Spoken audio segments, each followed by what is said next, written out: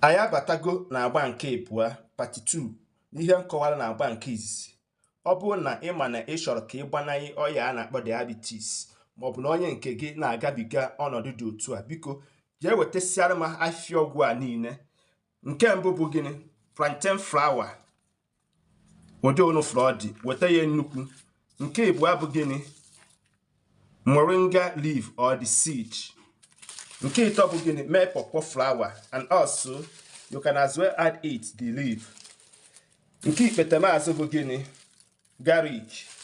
Then add ya gịnị? Lemongrass. On this note, anyị ga-esichu ọgwụ a on the practical aspects and the language you needed to understand. Please endeavor to share this video ka enwee ike isi ebe ha wee zọọ ụmụnna anyị. Stay tuned, don't go away. This is our made pawpaw flour, and also this is the leaf of made pawpaw flour.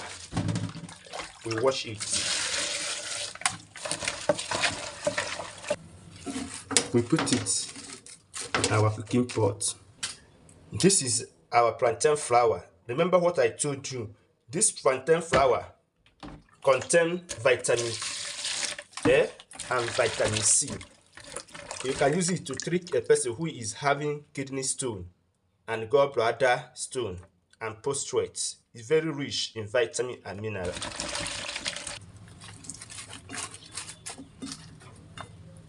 Our moringa leaf.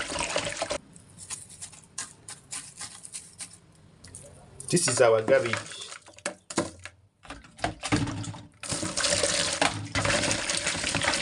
Wash it very well with your salt.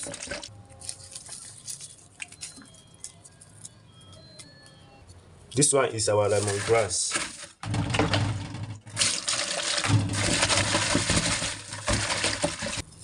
We added it up. We add it enough water.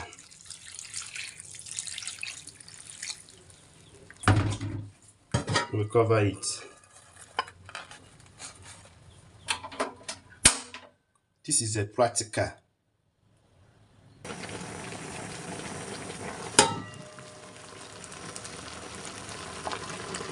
Wow. Nwanne sichuere m mgbọrọgwụ a na ọ bụrụ na ị ma na ị chọrọ ịgbanaghị ọya a na-akpọ diabetes, albino atras, ngara mmadụ na-ekpere azụ. Please do it for your own good and the well-being of your family. On Africa, we live by the example. Stay tuned, don't go away, keep on watching.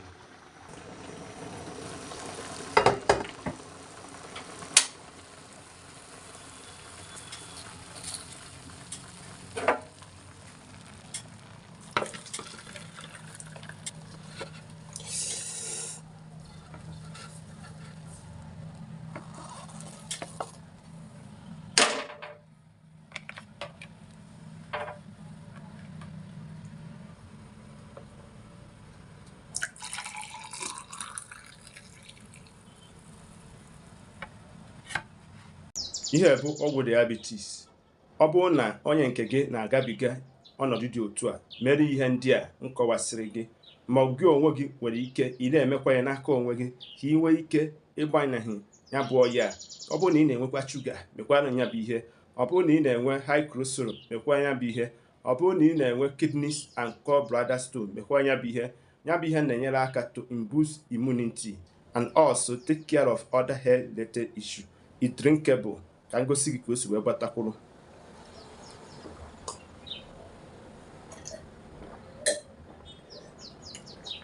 Ị ga-etere ekiri nye a grass tumbler like this, first thing in the morning time and last thing in the evening. Merụ nye opekata mpe n'ebe ụlọ 4 to 5 times in a week, 2 weeks, 1 month, 2 months, 3 months. Bịa na my comment ka ị gwa m ihe efu. Aka m bụ nwanne gị nwoke bụ Maazi-UC. Ọ nụrụ kakwara ibe ya. Igbo bụ Igbo.